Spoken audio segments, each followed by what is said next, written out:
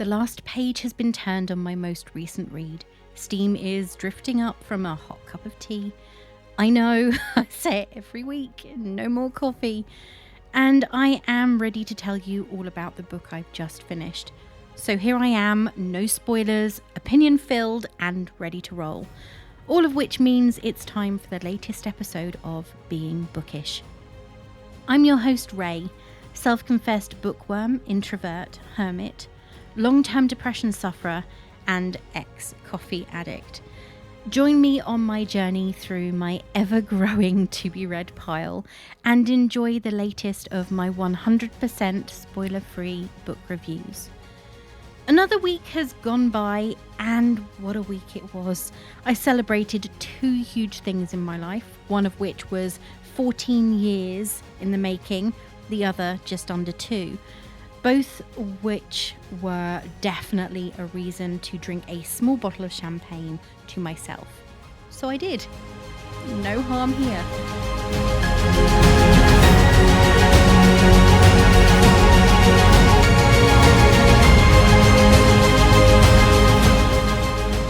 This week I held a poll on my Twitter and was interested to note that science fiction came out on top. Being honest, I am very set in my ways when it comes to the type of science fiction I read, though I am trying to change that and expand my view. Of course, everyone is different, and the books we read and enjoy is just one of the ways our differences shine through. So light a few candles or perhaps just switch on that reading lamp, because a bit of atmosphere is always a wonderful accompaniment to a reading session. Get yourself a fresh cup of something hot or a glass of something chilled. I've been drinking a lot of iced chai of late. And that depends entirely on when you're listening and your preference, of course. No judgment here. And let's get started. I feel like I am on something of a journey with my reading right now. The books I'm requesting from NetGalley and the ones I end up buying from multiple sources, physical and online, are all very similar in genre. And that's why, when I looked at the 2 books I had to decide between reading this week, I ended up veering on the side of cozy mystery. Does that mean I'm not going to do science fiction on this show ever? Of course not. However, what it does mean is that this week I am travelling back to the 1920s, to a time when Arte was the king of Art Deco, cocaine was used as a local anaesthetic, women who liked sex were diagnosed with hysteria, and the Great War was an unfortunate but recent memory. Oh, and did I mention we're going to be in Melbourne? Yes, I am going to be talking about the first in the Phryne Fisher books by Kerry Greenwood. Originally released in 1989 under the title Cocaine Blues, in 1991 as Death by Misadventure, and then in 2005 in the UK as Miss Phryne Fisher Investigates, the first novel is an introduction to our intrepid private detective and heroine. I have to be honest, until relatively recently, I'd actually overlooked these books. In fact, I didn't even know they existed. Wow, talk about informed.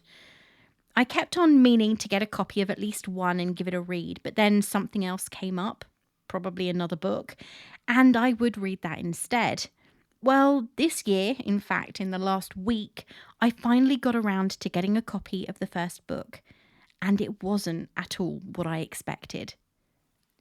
Bored socialite Phryne Fisher leaves the tedium of the London season for adventure in Australia. Tea dances in West End halls, weekends in the country with guns and dogs. Phryne Fisher, she of the grey-green eyes and Diamante garters, is rapidly tiring of the boredom of chit-chatting with retired colonels and foxtrotting with weak-chinned wonders. Instead, Phryne decides it might be amusing to try her hand at being a lady detective on the other side of the world. As soon as she books into the Windsor Hotel in Melbourne, Phryne is embroiled in mystery, poisoned wives, drug smuggling rings, and corrupt cops, not to mention erotic encounters with beautiful Russian ballet star Sasha Delis. England's green and pleasant land just can't compete with these new, exotic pleasures. Though there are many similarities between the Phryne we are introduced to in the book and in the TV series, there are some huge differences that took me aback when I started reading.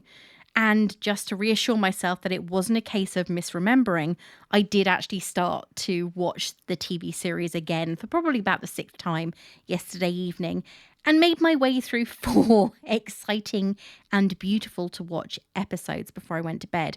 I probably should have just stayed up and watched more. The first thing that I couldn't help but notice was Book Phryne's age. Essie Davis is a fantastic Miss Fisher on screen, but she is definitely not the 28-year-old socialite portrayed in the first few novels.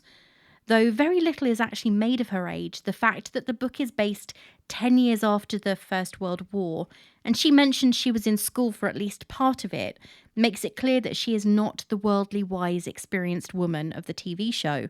Of course, she is still incredibly experienced. She is aware of many of the world's problems. She's well-travelled and has no issue with admitting that she loves spending time in the company of men.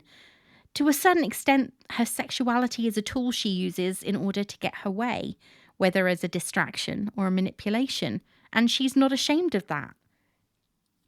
Miss Phryne Fisher Investigates isn't a long book. It's a total of 195 pages, at least in the edition I have to hand. But it packs a lot of story, colourful characters, and exciting adventure into those pages. And for anyone who thinks, but I've seen this episode, so the book will be just the same, you're very wrong. Though the core of the story is very similar, there are some key differences that give the book more depth. The story starts at a loud house party in England, where Phryne's parents are loudly arguing, offering entertainment to the masses as per usual, and Phryne is doing her best to play the society game, albeit reluctantly. There is a robbery. Some jewels are stolen from the lady of the house, and Phryne solves the mystery, finding the jewels in a chandelier and catching the thief. All of this catches the eye of Colonel and Mrs. Harper, who are concerned for their daughter Lydia. At a tea the next day, they tell Phryne about their daughter, who has married and moved to Australia. They fear that she is being poisoned by her husband, John Andrew, and ask Phryne if she'll go to Melbourne to investigate. Always keen to escape the boredom of having to be somewhat respectable, Phryne accepts and arranges passage to the place of her birth. Along the way, she meets up with an old acquaintance she made while an ambulance driver in the First World War, a very forward-thinking Scottish female surgeon, Dr. Elizabeth Macmillan. And initially, this feels like an unnecessary character introduction. However, as the story progresses, it becomes very clear there is a purpose to pretty much every single thing that happens in the book. She doesn't write anything without reason. On her way to the Grand Windsor Hotel, where she has booked a suite for her stay, she meets Seth and Bert, 2 communist taxi drivers, dock workers, and general good men, who she seems to bond with very quickly despite the differences in their life experience, class, and outlook. While at the hotel, she encounters young Dorothy Williams, who has recently lost her job as a housemaid due to a false accusation from the son of the house. She is prepared to assault him as he boasts about his conquests, but Phryne rescues her and prevents her from making a massive mistake that could see her in prison for assaulting a member of the upper class. Dot, ever grateful, is then offered a job as Phryne's maid, despite the fact that it will, at times, test her Catholic sensibilities. With no time to waste and a mission to accomplish, though she is in no hurry to return to London, Phryne starts to make her presence known in Melbourne, building connections in order to get an introduction to Lydia and John Andrews to see if what Colonel and Mrs. Harper feared is actually true. To Phryne, who enjoys fast cars, men, and flying aeroplanes, she is pretty accomplished, to be fair. London was very tame, but there is something about Melbourne that excites her. At her first dinner party with the cream of society, Phryne meets Russian ballet dancers Ellie and Sasha Delis. There is an immediate attraction between Sasha and Phryne, but she is no fool. With the graceful young man, she entertains the masses at the party as they sensually dance the tango together, thus setting the scene for scandalous gossip among the other attendees. She gets the opportunity at the same time to meet Lydia and John. Lydia Andrews was well dressed and had been made up by an expert, but was so limp and lifeless that she might have been a doll. At the same time, however, Phryne notes that Lydia is far more alert and aware than she appears. As I've already said, nothing is mentioned without reason. Though it may seem as though the book is only about the ailing Mrs. Lydia Andrews, Phryne Fisher manages to get right in the middle of two other rather more exciting and harrowing mysteries that all come together to make one massive ball of mystery that she really feels she has to solve, though at this point she isn't a detective. She is just someone who has an inquiring mind and is very observational. Mystery 1. Is Lydia Andrews slowly being poisoned by her evil, controlling husband? Mystery 2. Who is this King of Snow, the cocaine dealer everyone in the city fears, but also uses to their advantage? Mystery 3.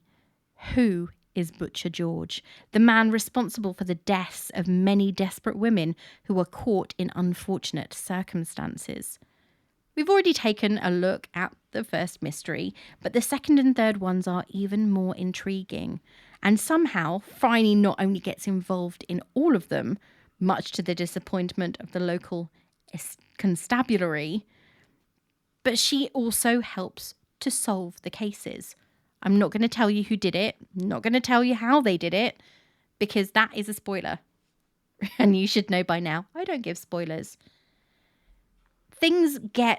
Initially they start with Phryne obviously needing to go to Melbourne and meeting Lydia and John Andrew for the first time. At the same time, she meets Sasha, and when she is determinedly walking home on her own after a party that doesn't end until 2 o'clock in the morning, she encounters Sasha, who initially appears drunk and unsteady on his feet. It's only when she manages to get him into a cab with the help of Cess and Bert, who seem to always appear just when they're needed, which initially would make me feel suspicious, but it doesn't in this case. They're just genuine nice guys who seem to be who seem to be there when they're needed. It's only when she gets him into the cab with Cess and Bert's help that she realises he has actually been stabbed in the arm and he's losing blood. So, of course, she takes him back to her hotel suite at the Windsor and she nurses him back to health, much to the not dismay, but slight wariness of Dot, who is very sensible and very used to people who behave properly, or what she considers to be properly in society. Of course, no one can resist Ms. Phryne Fisher for very long, and Sasha has no intention of resisting her at all, because while he has very good intentions when it comes to the reason why he got stabbed, he was trying to find the supplier of the cocaine that actually killed his mother. He is also very well aware that his family doesn't have any money, and Phryne Fisher is obviously wealthy, interested in him, and he sees her as almost a target for not blackmail, but manipulation. He sees her as someone who potentially would be interested in marrying him. Of course, Phryne quickly dissuades him from this when she tells him that she has no interest in getting married. She is happy with her life as it is. She doesn't want to get married. She doesn't want to have children. She isn't interested in children at all. And she is happy with her lot, which many women would be if they had pretty much unlimited funds, a title. She is a member of the elite. though she never throws it in people's faces. And she is incredibly intelligent. Having dealt with Sasha and finding out all this information about the King of Snow, or the Roi de Neige, as Sasha refers to it, because he feels more comfortable speaking French than English, because he's a ballet dancer and that is a language that they do learn to speak. And she eventually escorts him back to the Princesse de Grace, who is looking after him and his sister and is actually his grandmother, but they don't really go into that in great detail.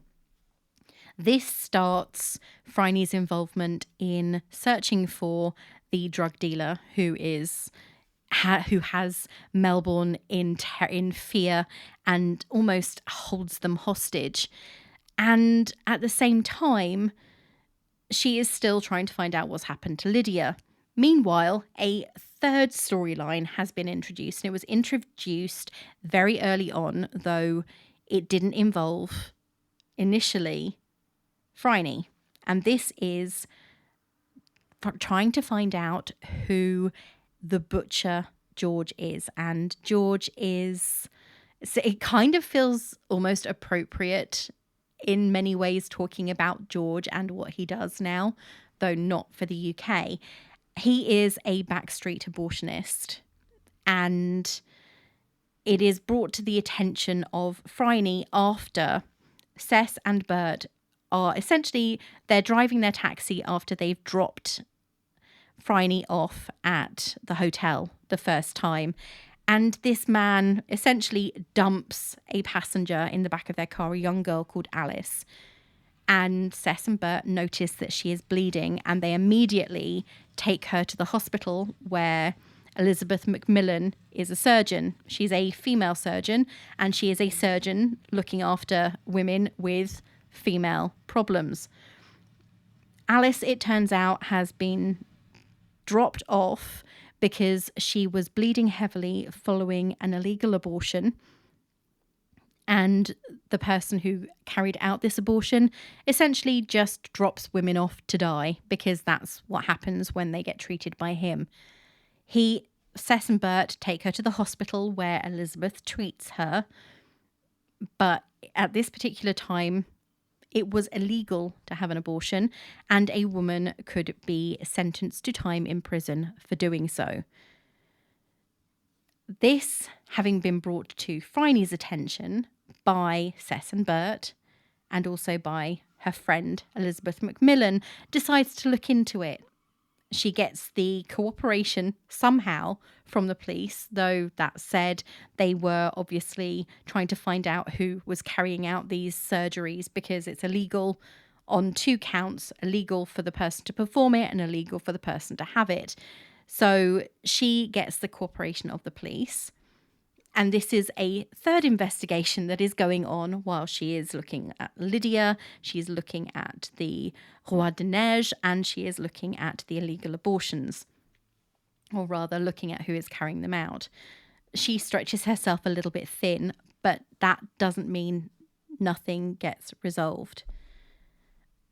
Underlying all of this is the Turkish baths run by Madame Breda and Gerda, who is probably more involved with the cocaine dealing than anyone else, apart from the King of Snow themselves. It gets really complicated, I have to say. I'm sitting here thinking, how am I going to explain this without spoiling anything? And it does get quite complicated. And I have to say, that's what I love about it. Everything it's not kept in its own place, but you start to see, as you're reading the book, you start to see how all these plots interlink and how certain people are connected to other people. Because there is, as I've said previously, nothing within this book is done for no reason. We have the introduction of young Alice, who was a housemaid. In the TV series, she happens to be a friend of Dot's, but that isn't the case in the books. And then you have W.P.C. Jones, who ends up being the person who is collected by Butcher George and his cohorts in order to break the illegal abortion ring.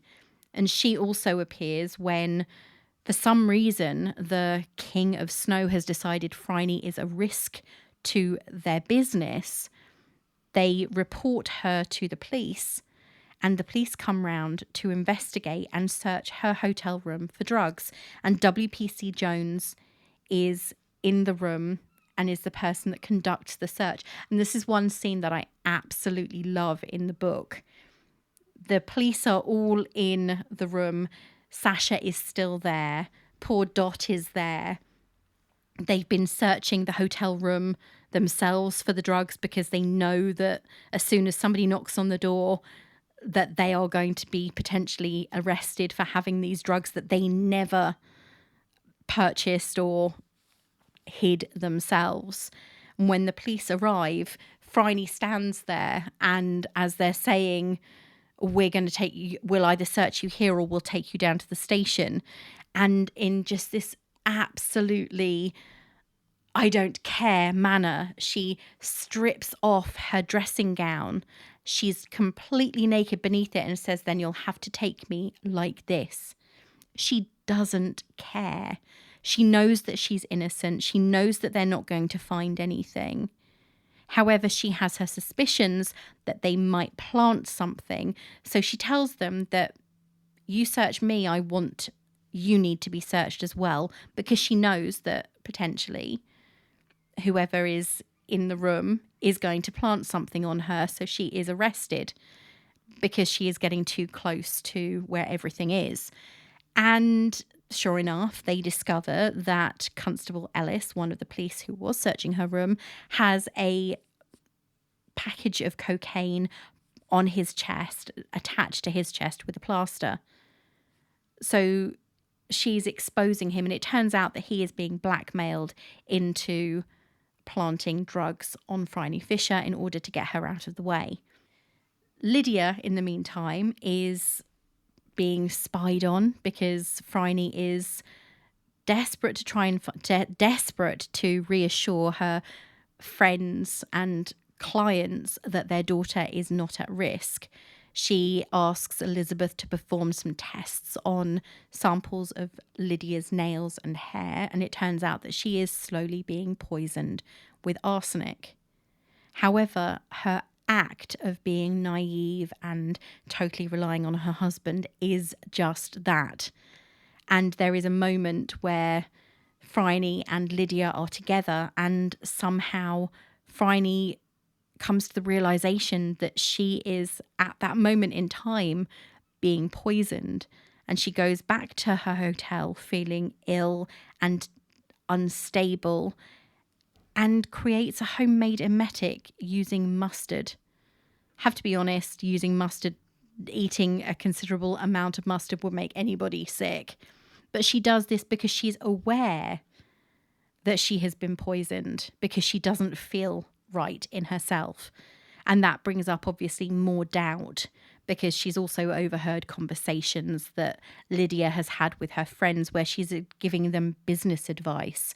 And she's also told her husband in a public location where she wasn't aware that she was being overheard that he needs to listen to her because she knows what she's talking about. So Lydia is not as naive and vulnerable as her parents believe her to be, but she also is being poisoned. So that begs the question, what is going on? And it all gets tied up at the end. I wouldn't say with a neat bow, but it does get tied up. And I love this aspect of the book because it does bring about all these interesting character stories. It introduces you to this world that, unless you are over 100 years old, you won't have experienced, because there's nothing like it now. These were the roaring 20s, and this is at the height of that moment, just before everything sank with the Great Depression.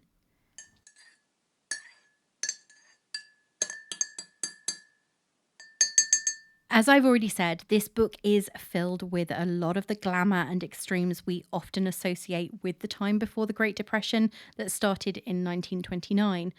Phryne is a perfect example of a woman who knows what she wants, and she goes after it no matter the consequences. She is a woman with modern sensibilities, and though she is very clearly someone who is aware of the fact that her class entitles her to more than others, she doesn't fling that privilege in their faces because she didn't always have it. She didn't inherit it until she was slightly older, slightly more aware, and her entire family moved from Australia to England when her father inherited a title after multiple people died during the war in order for her father to inherit. Before I get into what I thought of the book, though, I like to make sure everything is balanced. So what did other reviewers think? Phryne, appropriately, gave the first book 5 stars and clearly enjoyed it. I first read this book a long time ago, and I had forgotten just how good it is. Since then, I have read the whole series up to date and have enjoyed every one of them. In this first book, we are introduced to the amazing Miss Fisher, and we quickly find out the basic facts about her charmed and charming life. I enjoy all the little details about life at that time, about the clothes they wore. And Phryne Fisher wears a lot of different clothes. Sometimes she changes 4 or 5 times in a day.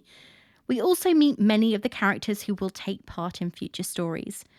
I had a lot of fun with this reread and may just find the time to keep going and read some more. Some good things are worth doing at least twice.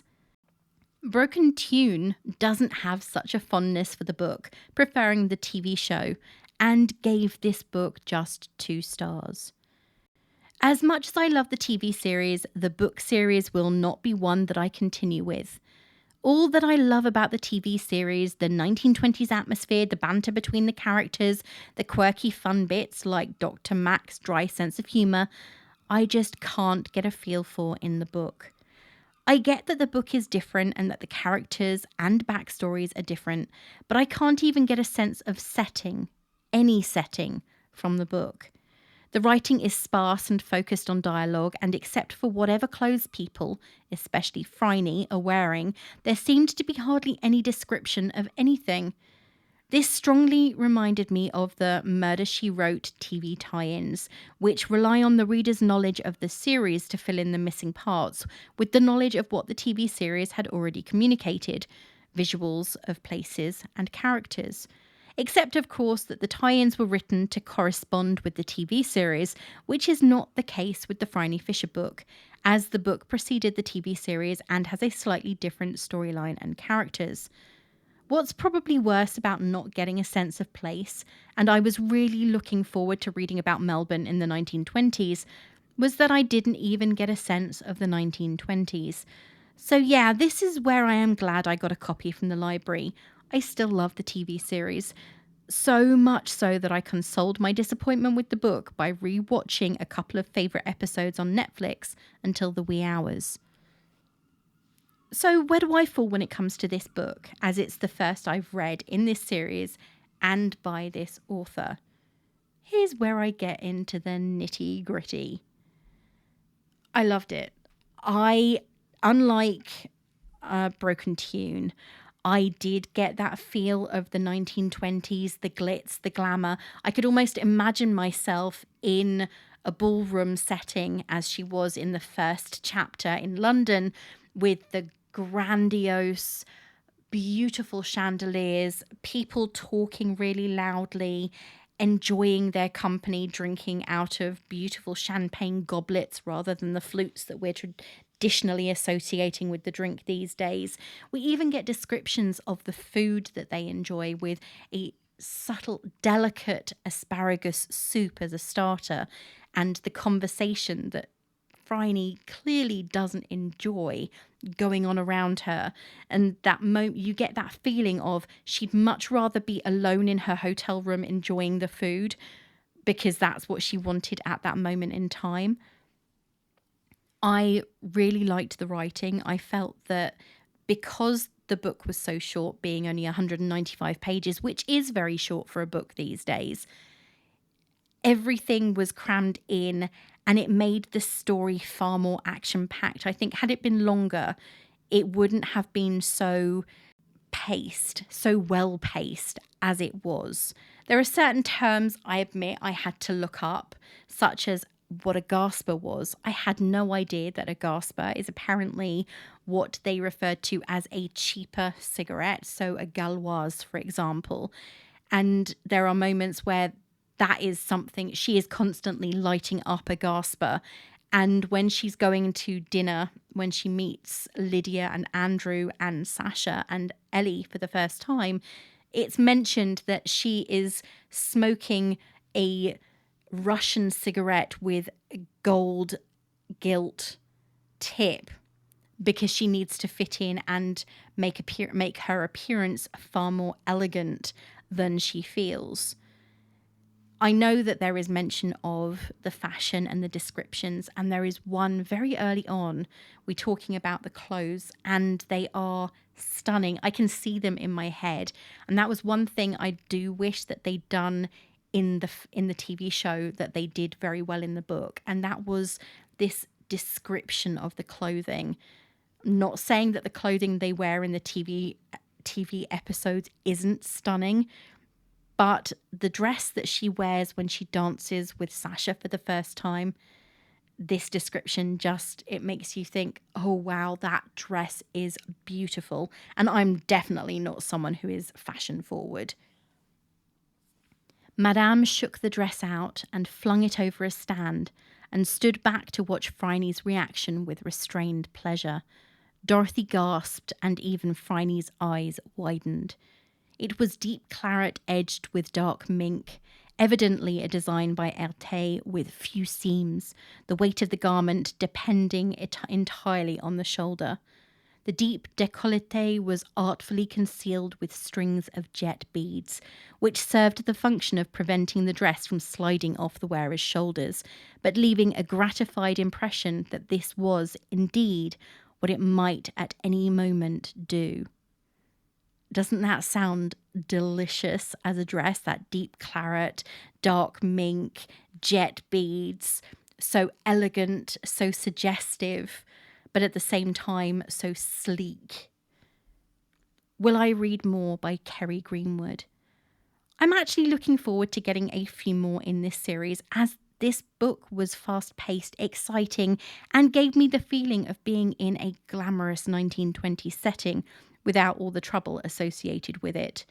I'm not sure if I will build my collection in paperback, though the copy I have is beautiful with a very elegant cover showing slender Phryne Fisher wearing a beautiful green dress and matching earrings and enjoying tea from a delicate Chinese designed pot, which makes me think that they will make a stunning addition to my bookcase. If you're looking for something like this, or you loved this and want something else, then this might be where to start. There are so many that I could recommend. Really, there are. But if you're looking for something that has a similar feel, then it really has to be a book written in the 1920s. If you want a cozy mystery, then think about something by Agatha Christie, such as The Man in the Brown Suit or Murder on the Links, both of which were released in the mid to late 20s when the Phryne Fisher mystery is actually based. If you're looking for a book that is really about glamour, society, and class, then I would suggest something by F. Scott Fitzgerald. I know that Fitzgerald's books have an American rather than Australian society feel, but it is similar with drugs, drink, sex, and scandal at the core. The Great Gatsby definitely has the party feeling, despite the deeper theme throughout.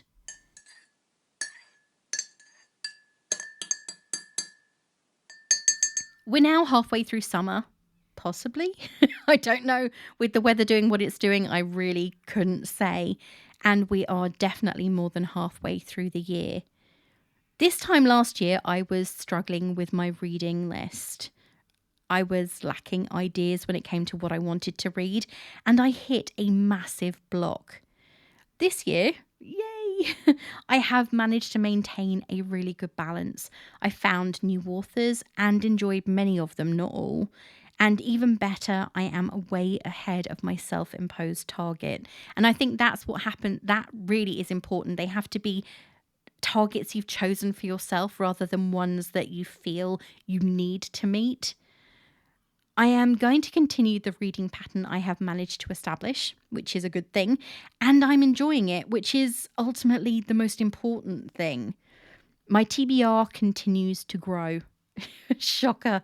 In the last week alone, I have managed to add 11 books to the pile, and I am looking forward to reading every single one of them because I'm not putting any pressure on myself. However, obviously, as I keep on buying more, I might change my mind about what comes next. Despite this, I am still looking for books to add to the ever-growing bookcase, which is now reaching the point where it is starting to overbalance quite alarmingly. So if you do have any fiction recommendations you would love to hear me talk about, or you just think I'd like to read it, send me an email at notbeforecoffeepodcast@gmail.com. Yes, at some point I will update it. Or DM me on Twitter or Instagram and I will be sure to take a look because I always like finding new authors. Over the weekend, I sent out my first newsletter for the podcast. If you want to sign up for it, then click the form on my website or my Twitter profile. Somehow, oh God, though I am not sure how it happened, we are in August. It's possible many of you are still planning to head off somewhere exotic, or maybe, like me, you're going to be sitting on your balcony or in your back garden. If you're stuck for something to read or you're an airport shopper, let's take a look at a few of the books you may encounter. All of these are released on or around the 2nd to 4th of August. We've just been talking about a mystery, and here's another thrilling one. This one comes from author John Connolly. It's titled The Furies and is the latest in his series about private investigator Charlie Parker. Trust is about wealth, excess, scandal, and the mystery surrounding a powerful Wall Street couple just before the crash in the 1920s. By author Hernan Diaz. He also wrote the 2018 novel In the Distance. And this one's up. It's in the long list for the 2022 Booker Prize. If you love books about the 1960s, tales of the mob, gangs, and crime on the streets, then the final book in the City Blues Quartet by Ray Celestin should be added to your collection. Sunset Swing has a very musical sound to it. In fact, that's what I thought of when I first read the title. But is it all blues, jazz, and dark nightclubs, or is it something more sinister?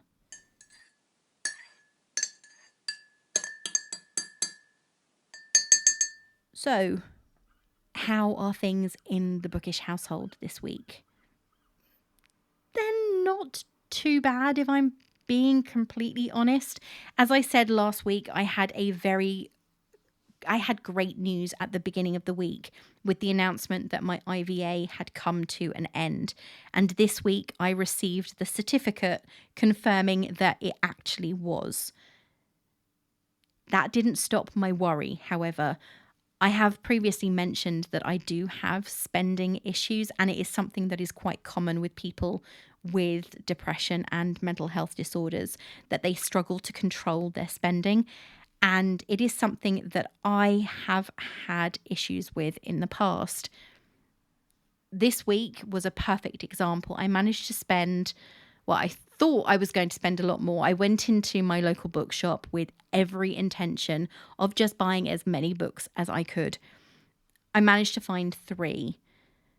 And this is where I suppose I can understand why some people always buy on Amazon.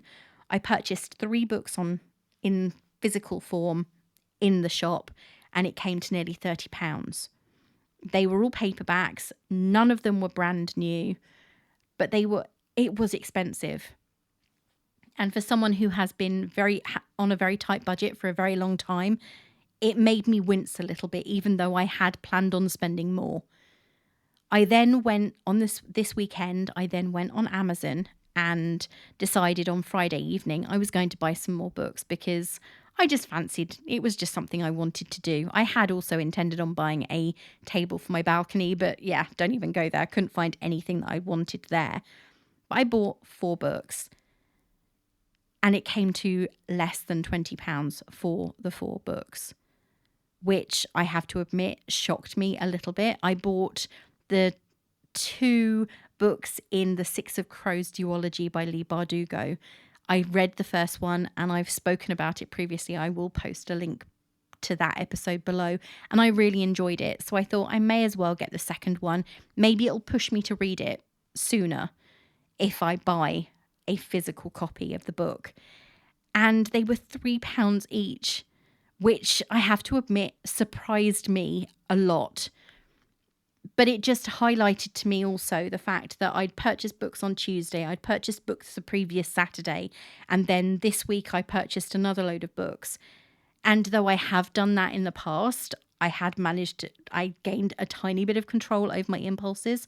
So now I've got to control my impulses myself, and I need to get better at it. It's something that does worry me a little bit, but time will tell. If I start to rack up credit card debt again, then I will have an issue. But as I don't have one, that is currently not something I'm thinking about, and I'm not going to make trouble for myself. Another thing that happened this week is my sleep got really badly disrupted. I know that they say women of a certain age, and I'm not going to be someone who says, oh no, that's not going to happen to me, because that would be a lie.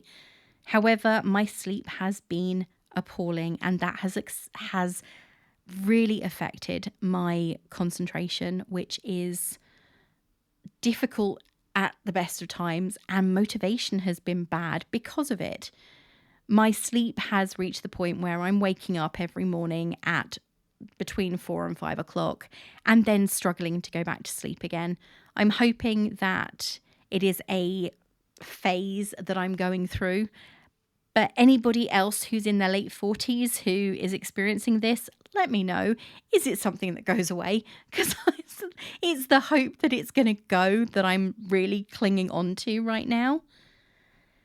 And yeah, I did have some good news this weekend with regard my mental state, and that is that I was given an update on my diabetes medication, which will hopefully help at least control certain elements that I've noticed. My temper is very short because my sugar levels are so erratic. I've had headaches. My mouth has been really dry. I've been very tired. All of these things contribute towards irritability that isn't associated with age. However, I have now got a new medication, so fingers crossed that will help, which will in turn have an effect on everything else. And I feel like I've babbled, but that's at the moment where I am. So I did have a momentary frustration moment with my doctor, but I have got an appointment and I am going to be getting everything sorted. I want it done by the end of the summer. So yeah, that's where I am right now. Hopefully you are all feeling much better, enjoying the weather and not being too adversely affected by, depending on where you are, obviously, constant heat. I know that we're apparently in the UK, we are supposed to be getting another increase in temperature in the next couple of weeks, and there are rumours that we are going to have summer into October. Not sure how I feel about that right now. Well, that's it for this week, and thank you so much for listening. If you like what you hear, why not share it with your friends and family, and please post a star rating on Good Pods, Spotify or Podchaser. You can follow me on Twitter at being_bookish and on Instagram at beingbookishpod, or you can check out my website beingbookish.co.uk, where I am now getting much better at uploading reviews for new books. Well, I've got a lot to get ready for next week, and the next book is, well, not really calling me because I don't know what it is going to be yet. So until next time, this is me saying farewell.